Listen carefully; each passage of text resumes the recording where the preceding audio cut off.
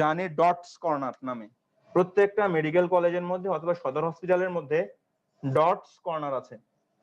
এখানে আমরা পেশেন্ট পাঠাবেন যে টিবি মনে হয়, নাম কি? Dots corner. ডটস হচ্ছে directly observe treatment short course, জানা দরকার নাই, জাস্ট ডটস কর্নার নামে লেখা আছে, ডটস কর্নার বাংলায় বড় করে। প্রত্যেকটা সদর হসপিটালের মধ্যে ডটস কর্নার আছে। এই ডটস কর্নারের মধ্যে গিয়ে 2 দিনে আমাদের থুতু দিতে হয়, স্যাম্পল কালেকশন করে তারা। 1 নাম্বার হচ্ছে যদি আপনার মনে হয় যে এখন আপনার টিবি আছে, তো আপনি 2টা আগে গেলে আপনার একটা থুতু নিবে স্যাম্পল, এবং এটা একটা স্যাম্পল, 3টা স্যাম্পল দিতে হয়। 2 নাম্বার স্যাম্পল হচ্ছে আপনাকে যাওয়ার সময় বলে একটা দিয়ে দেবে কোটা দিয়ে বলবে আপনি সকালে যখন মানে উঠবেন নামাজের সময়, তখন আপনি থুতু দিবেন আবার মুখ ধোয়ার আগে একটা থুতু, এটা জমা হয়ে গেল আপনার কাছে, তখন আপনি এটা যখন আপনার দিকে তাদেরকে দিতে যাবেন তখন বলবো যে এটাও জমা দেন আর একটা থুতু দিয়ে যান।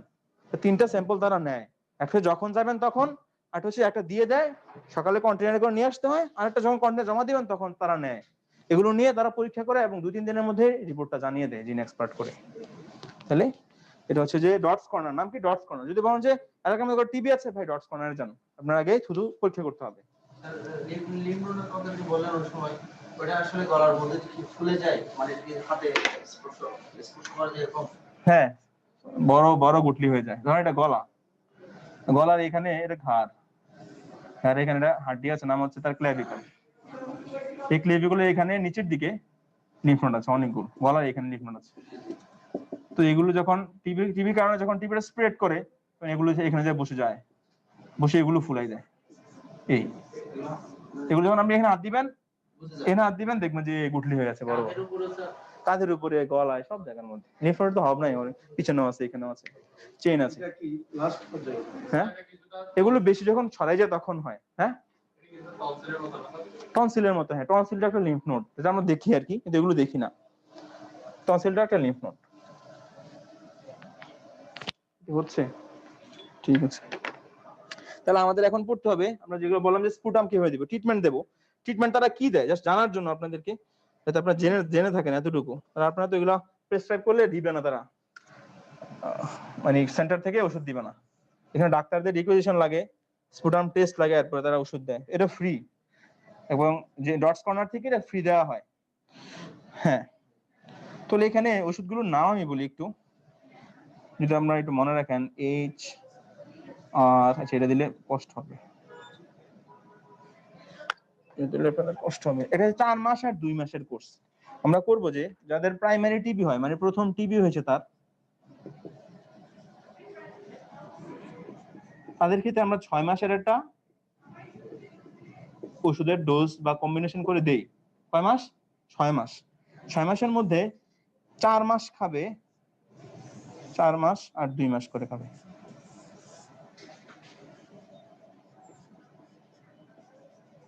ভাগ করে খায়। এটা ওজন অনুযায়ী পরে করা হয়। কি কি ওষুধ খায় জাস্ট নাম, ওষুধগুলোর নাম জানতে হবে। পরীক্ষায় ভাই ওষুধগুলোর নাম জিজ্ঞেস করতে পারে, কি কি ওষুধ খায়। কি কি দেখেন? 1 নাম্বার হচ্ছে আইসোনিয়াজাইড, লেখেন আইসোনিয়াজাইড। 2 নাম্বার রিফাম্পিসিন।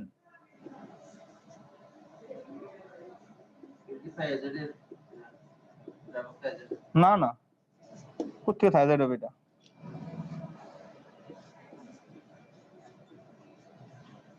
পাইরাজিনামাইড।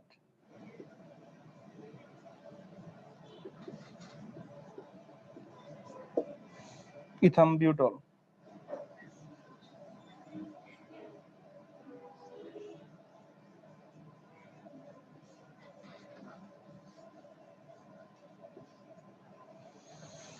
আর হচ্ছে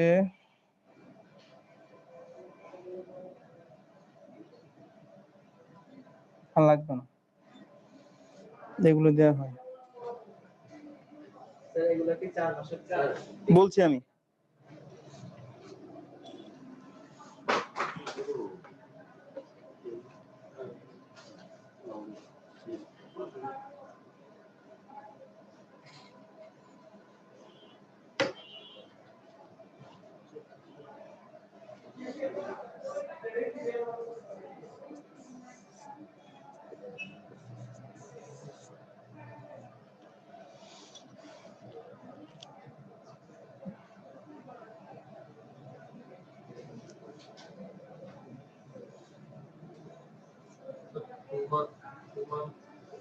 2 মাস আর 4 মাসের কম্বিনেশন কি, প্রথমে আমরা যখন ওষুধ দেই, আগে প্রথমে 2 মাসেরটা আমরা বলি রোগী আসলো, আসার পরে তার পজিটিভ আসলো টিবি, তখন ওইখান থেকে প্রথমে 2 মাসের একটা ওষুধ দেওয়া হয়। 2 মাস, তারা অবশ্য 2 মাসের একসাথে দেয় না, তারা ওষুধ দেয় 15 দিন বা 20 দিনের একসাথে, কারণ এগুলোর দাম অনেক বেশি, এগুলো বেঁচে দিতে পারে রোগীদের, এই জন্য এটা সমস্যা।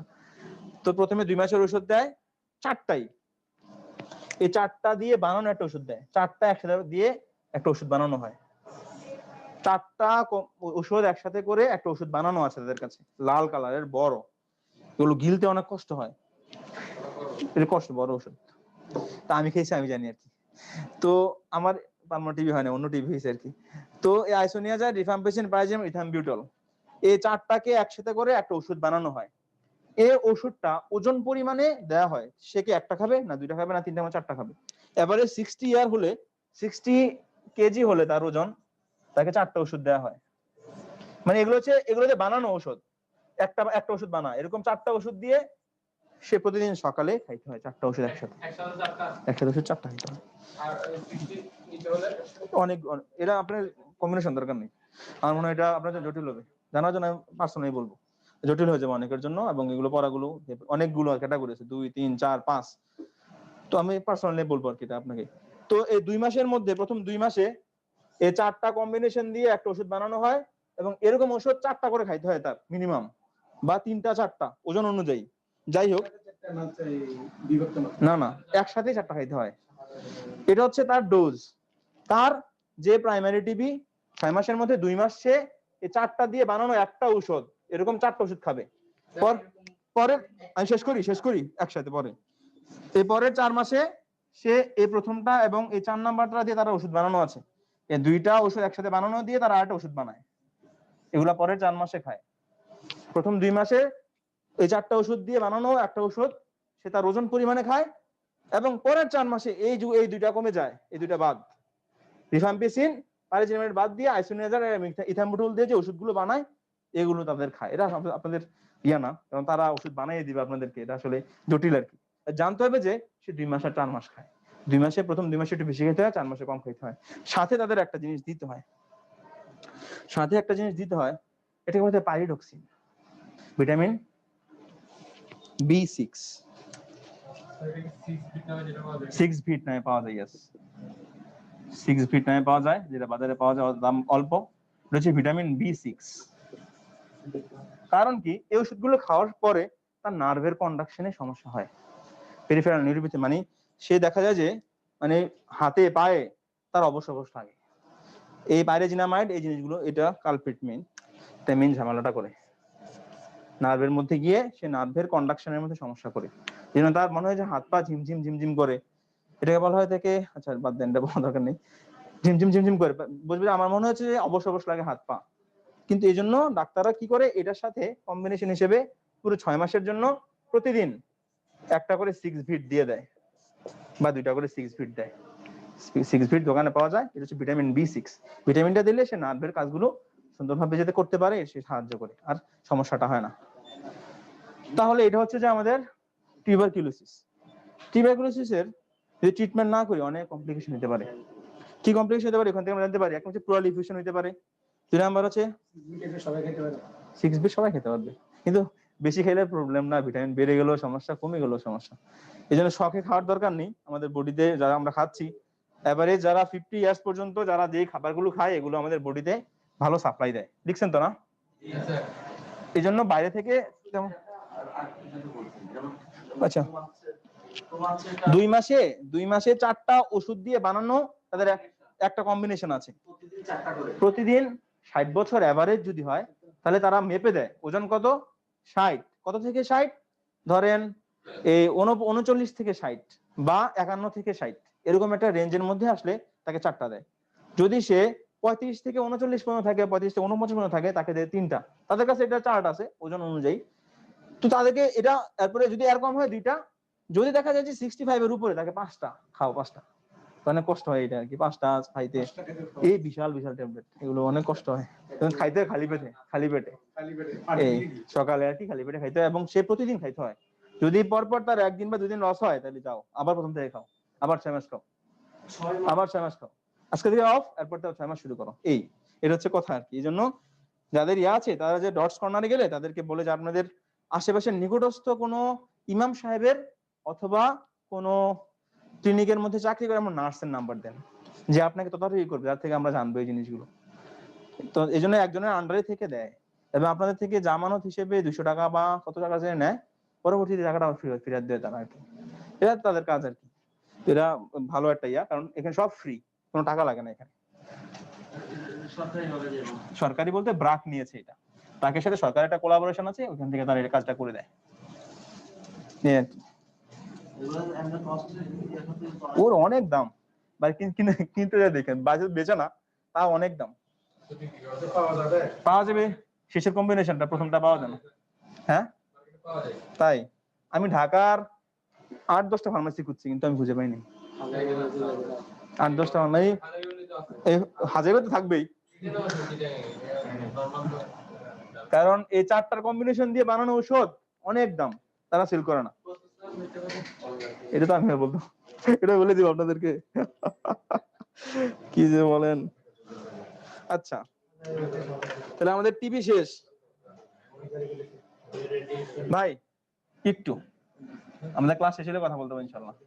কমপ্লিকেশনস গুলো লিখে ফেলতে হবে, তাড়াতাড়ি লেখান, আমি বন্ধ করি। 1 নাম্বার কমপ্লিকেশন তার হয়ে থাকে ম্যাসিভ, ভাই কথা বলতেছেন মনে হচ্ছে, ইমো আইসিইউ। একজন কথা বলে সবার কনসেন্ট্রেশন ব্রেক হয়ে যায়, যারা বুঝতে তারাও বুঝতে পারে না। কিন্তু ফাইব্রোসিস,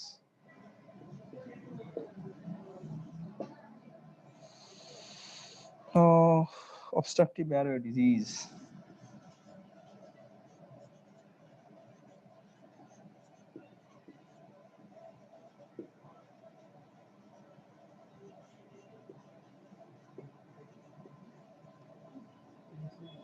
obstructive bowel disease, একটু মনে রাখলে 3টা জানলে আপনার হবে। কমপ্লিকেশন জিজ্ঞেস করে যে টিবি কারণে কি কমপ্লিকেশন হয়, এই জিনিসগুলো হয়।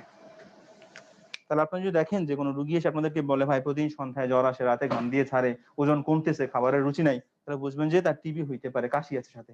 তাহলে বলবেন যে ভাই আপনি হসপিটালে ডাক্তার দেখা করেন, এই থুতু চেক করে আসেন গিয়ে। চেক করলে সেই তাড়াতাড়ি আর্লি ম্যানেজমেন্ট পাবে। অনেক সময় গ্রামের মানুষরা বুঝে না, এবং পরবর্তীতে যখন লাগের মধ্যে পানি জমে যায়, তখন তার অনেক কষ্ট হয়। জি বলেন। হ্যাঁ বলছিলাম যে ওই আমরা যখন জিজ্ঞেস করবো মানে কাশটা কতদিন পর্যন্ত আছে, এই জিনিসটা 3 সপ্তাহের বেশি কাশি সবাই বলে যে আপনি যে 3 সপ্তাহ টিভিতে বলে দেয়। নরমালি যে যাদের শুকনা কাশি আছে, শুকনা কাশি না, কফ থাকবে, শুকনা কাশি না, এখানে কফ, প্রোডাক্টিভ কাফ বলে এটাকে, প্রোডাক্টিভ কাফ। এটা পরে 3 সপ্তাহের কাশি ভালো হচ্ছে না, তাইলে সাসপেকশন, কফ সহ কাশি, হ্যাঁ এটাকে বলে প্রোডাক্টিভ কাফ। আমরা বলি প্রোডাক্টিভ কাফ, এটাকে প্রোডাক্টিভ কাফ। শেষ আমাদের টপিক, মোটামুটি এখানে আর অন্য কিছু পড়াবো না। এতক্ষণ জানলেই আপনাদের হবে, কারণ আপনাদের হাতে তেমন ট্রিটমেন্ট না, জাস্ট তাকে রেফার করা, করলে তার জীবনটা বাঁচবে, এবং সে শুকিয়ে জানাবে আপনার আপনি সময় তো পাঠাইছেন। এই আমি তো সে বসে থাকতো, বলবো যে কোনো টাকা লাগে না, এগুলো করতে কোনো টাকা লাগে না, যাবে সব জায়গায় ফ্রি। লেকচার মনে না। এরপর আজকে আমাদের টপিক সহজ, বাকি যে দুটো জিনিস আছে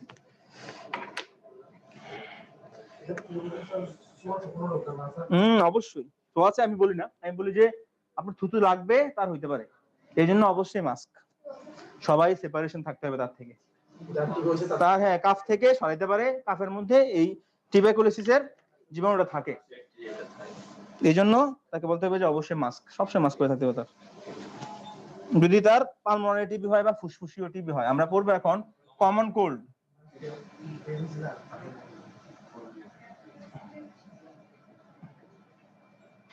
কমন কোল্ড এটা নরমাল ঠান্ডা, এটা বাচ্চাদের বেশি হয়, সব সময় লেগে থাকে।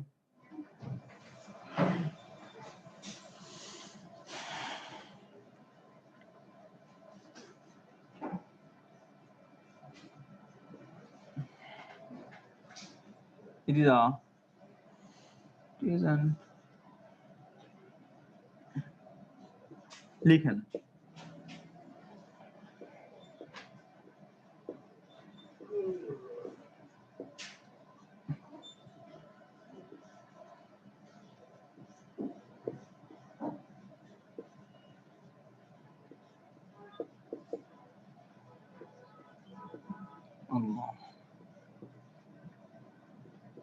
কমন কোল্ড মানে হচ্ছে এটা ইনফেকশন, এটা হচ্ছে আপার রেসপিরেটরি ট্র্যাক্টের মধ্যে হয়, মানে ফুসফুসে যাওয়ার আগ পর্যন্ত যে রাস্তাটা আছে ওই রাস্তাতে হয়। ফুসফুসটা হচ্ছে লোয়ার রেসপিরেটরি ট্র্যাক্টের অংশ, কিন্তু ফুসফুসে হয় না।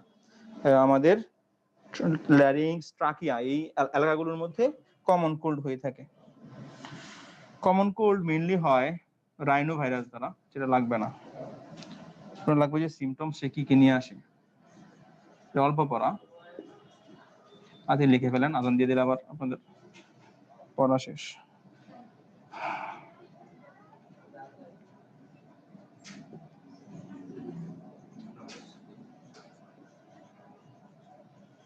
এক নম্বর হচ্ছে সোর থ্রোট, 2 নাম্বার হচ্ছে তার নেজাল অবস্ট্রাকশন থাকে।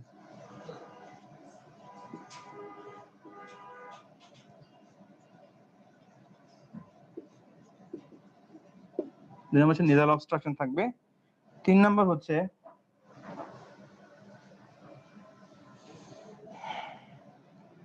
জ্বর,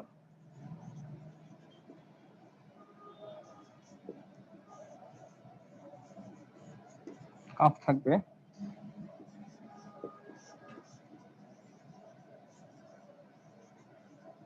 হেডেক থাকবে।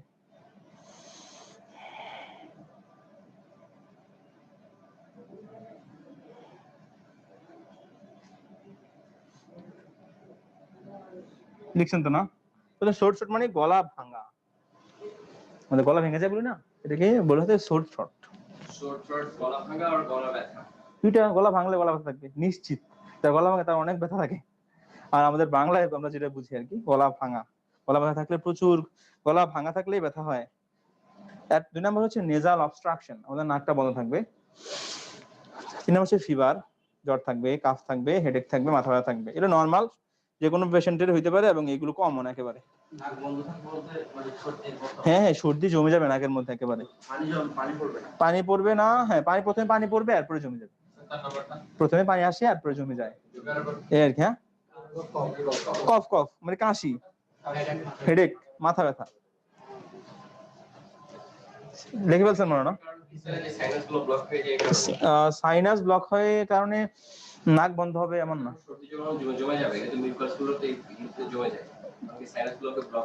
সাইনাস ব্লক হয় পরে আর কি।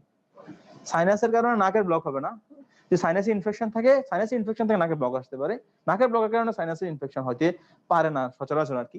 তো যাদের সাইনোসাইটিস আছে, মানে সাইনাসের সমস্যা আছে, সেগুলো আমরা বলি সাইনোসাইটিস। ওই এলাকার মধ্যে গিয়ে যদি কোনো ইনফেকশন জমা হয় তখন ওইখান থেকে সিক্রেশন আসে এবং নাক বন্ধ করে দেয়, এটা হচ্ছে মেন মেকানিজম আর কি। সাইনাস, জি শ্বাস নিতে কষ্ট হয়, নাক বন্ধ, এই জন্য পরবর্তীতে যদি আমরা বলি কমন কোল্ডের কারণে ব্রঙ্কাইটিস হয় অথবা লেরিনজাইটিস হয় পরবর্তীতে। হ্যাঁ, অনেক লম্বা সময় থাকে, এগুলো আনকমন আর কি। লেরিনজাইটিস হয়, এই লেরিনজাইটিসটা হলে শ্বাসকষ্ট হতে পারে। সচরাচর ঠান্ডা লাগছে শ্বাসকষ্ট হয় না, ঠান্ডা লাগলে শ্বাসকষ্ট সচরাচর, যদি এগুলো হয় তাহলে হইতে পারে। অথবা রোগী কমন কোল্ড বারবার হইতে পারে, যদি লম্বা সময় থাকে কমন কোল্ডটা লেগেই আছে, হ্যাঁ লং টাইম। এখন কমন কোল্ডের কারণের মধ্যে একটা আছে, একটা হচ্ছে যে তার যদি নাকের মধ্যে কোনো সমস্যা থাকে, এটা বলা হয় ডিএনএস। হ্যাঁ অনেকগুলো আছে, একটা হচ্ছে ডিএনএস, নাকের হাড্ডি বাঁকা, ডেভিয়েটেড নেজাল সেপ্টাম বলি আমরা। এইটা থাকলে সবসময় তার, কারণ বাতাস ঢুকে বন্ধ হইতে পারে এদিক দিয়ে, মানে তার নাকের হাড্ডিটা বাঁকা থাকে, তো প্রপারলি তার ভিতরে বাতাস যায় না এবং এখানে ইনফেকশনটা বেশি, সবসময় ঠান্ডা লেগে থাকে। তাদের সবসময় ঠান্ডা লেগে থাকে, তাদের নাকের হাড্ডি বাঁকা অথবা পলিপ হইতে পারে। তাহলে এই কারণে হইতে পারলে পরবর্তীতে এই শ্বাসকষ্টের সমস্যা আসতে পারে ল্যারিঞ্জাইটিস, কিন্তু নরমালি কমন কোল্ডের মধ্যে বেশি শ্বাসকষ্টের সমস্যা হয় না যদি তাদের অ্যাজমার সমস্যা না থাকে, ওটা আমরা নিউমোনিয়াতে নিয়ে যাব। তাহলে কমন কোল্ড শেষ। এখানে আমরা দেখবো যে কি কি ট্রিটমেন্ট দিই, এগুলো আসলে ঘরে সবাই জানে। হ্যাঁ হ্যাঁ, আমাদের ওয়ার্ডে পাঠাবেন, ইএনটি ওয়ার্ডে, ওইখানে আমরা কেটে দিব, না হাড্ডিটা ভেঙে দিব, ভেঙে দিলে এগুলো ঠিক হয়ে যাবে। এর ট্রিটমেন্ট পার্মানেন্ট ট্রিটমেন্ট আর কি, সাইন দরকার নেই। কমন কোল্ড আপনার কাছে আসলে দেখবেন সর্দি হইতেছে, এতটুকু নাক বন্ধ হয়ে আছে, আর সাইন কি কিছু লাগবে না, এই ওষুধও লাগবে না যদি আপনার ঘরের মানুষকে ওষুধ ছাড়া রাখতে চান। 1 নাম্বার হচ্ছে যে গরম গরম জিনিস খাবে সব সময়। ইনজেকশন অফ ওয়ার্ম ফ্লুইড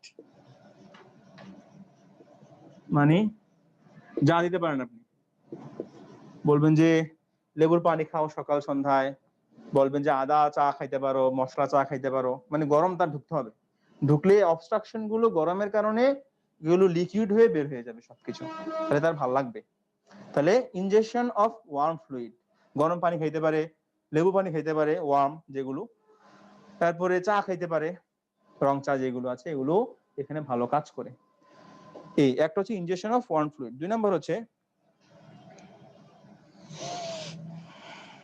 ম্যানথল আছে একটা বাজারে পাওয়া যায়, আমি জানি না ভাই কত টাকা। ম্যানথল অনেক লম্বা সময় থাকলে তার একটা ক্ষতি হতে পারে, এমনি ভালো লাগে রুগীর নিলে। হ্যাঁ, ইনহেলেশন, মেন্থল ইনহেলেশন। মেন্থলটা পানিতে দিবেন কুসুম গরম পানিতে।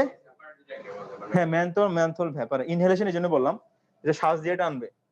বলবেন যে মেন্থলটা গরম পানিতে যখন হয় তখন নাক দিয়ে টানবেন, মুখ দিয়ে ছাড়বেন, বড় করে নাক দিয়ে টানবেন, মুখ দিয়ে ছাড়বেন। তাহলে নাক বন্ধ, তার এই 50 সেকেন্ড লাগে, 30 সেকেন্ডে নাক ছেড়ে দেয়, 30 সেকেন্ডে নাক ছেড়ে দেয়, তারপরে সে ওই সিক্রেশন গুলো লিকুইড হয়ে বের হয়ে যায় সব। তাহলে এটা সাইনোসাইড একটু পরে আবার হবে, কিন্তু এমনি তার জানাইতে হবে মিনিমাম ডেইলি 3 to 4 টাইমস বলি আমরা। এটা করলে তার এই সমস্যাটাও কমে যায়। সাইনোসাইটিস, সাইনাস সমস্যা আছে তাকে বলেন যে শুধু এটা নেন। আমার প্রবলেম ছিল আগে, তো আমি শুধু এটাই নিতাম, আমি এখন তো নাই, এখন সুস্থ আর কি। এটা ম্যানথন ইনহেলেশন, ম্যানথন নিতাম না, এমনি ইনহেলেশন নিতাম ভ্যাপর যেগুলো আছে। শুধু গরম পানি, এটা শুধু গরম পানি নেওয়া যায়, সহজ আর কি। এরপরে দেখেন যদি তাও না কাজ করে তাহলে আমরা দিব যে অক্সিমেটাজোলিন বা জাইলোমেটাজোলিন, জানি আমরা। আফরিন টাফরিন নামে কি কি পাওয়া যায়?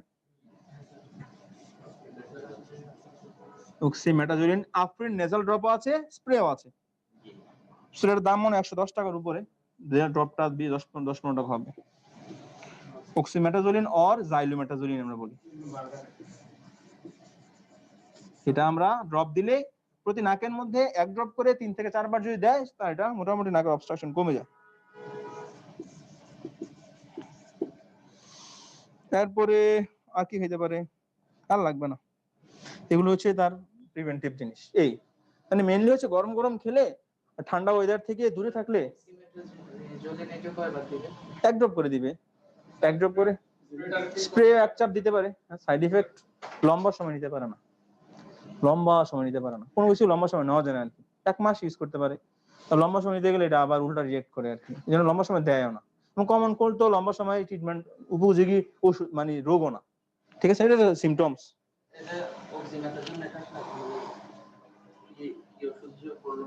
যে বললাম আমরা আফরিন নামে পাওয়া যায়,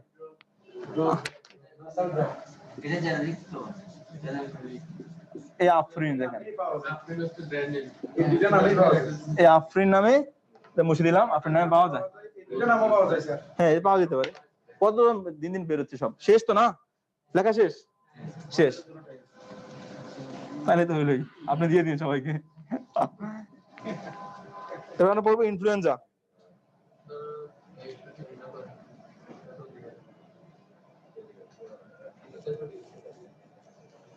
আমরা পড়বো influenza,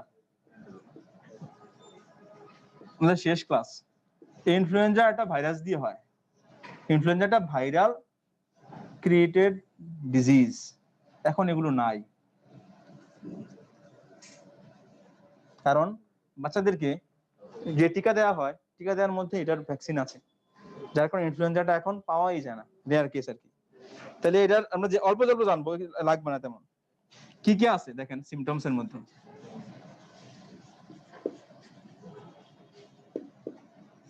1 number fever with শিভিয়ারি,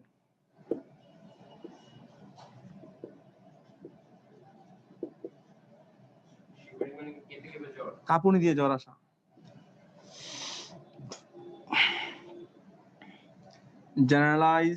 generalised অ্যাকিং, অ্যাকিং মানে ব্যথা। ইন লিম্ব, লিম্ব মানে হাতে এবং পায়ের মধ্যে, হাতে পায়ের মধ্যে ব্যথা থাকবে এটা হলে।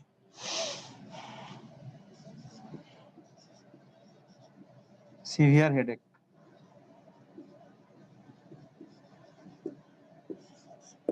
ডায়রিয়া হইতে পারে এখানে।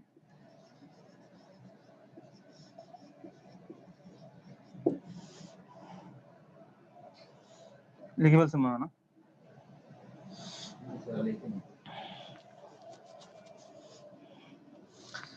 এগুলো এখন রেয়ার আর কি। ইনফ্লুয়েঞ্জা ওই ভ্যাকসিন আবিষ্কার হওয়ার পর থেকে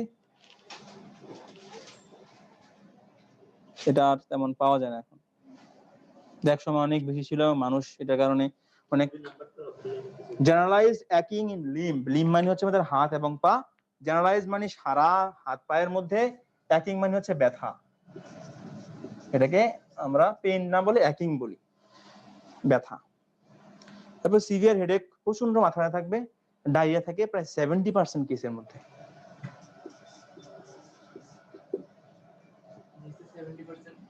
70% রোগীর ক্ষেত্রে ডায়রিয়া থাকে, সে ডায়রিয়া নিয়ে আসে।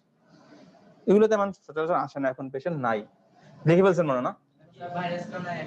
ভাইরাস আছে, কিন্তু ভাইরাসের বিরুদ্ধে যে ভ্যাকসিন আছে, ভ্যাকসিন আবিষ্কার হয়ে গেছে, এবং এটা বাচ্চাদেরকে 3টা ডোজে 6, 10, 14 সপ্তাহের মধ্যে 3টা ডোজের মধ্যে দেওয়া হয়, এবং সে পরবর্তীতে জন্ম পরিবর্তিতে 6 সপ্তাহ, 10 সপ্তাহ, 14 সপ্তাহে 3টা দেওয়া হয়, এই আর কি। আচ্ছা ঠিক আছে, আমরা পড়ছি। এখন আমরা বলবো ট্রিটমেন্ট। ট্রিটমেন্টের মধ্যে আমরা কি দেই? আসলে বলবেন যে ভাই বেড রেস্টে থাকেন। জি, সাইন লাগবে না, ডাক্তার কাছে ডাক্তার জ্বর আছে, এই মানে এগুলো তো, এগুলো আসে না, ডাক্তার তেমন দেখে না, যা আছে তাই বুঝবে। সাইন আর বেড রেস্ট দিতে হবে, প্যারাসিটামল, যদি ব্যথা আছে বডিতে প্যারাসিটামল দিব।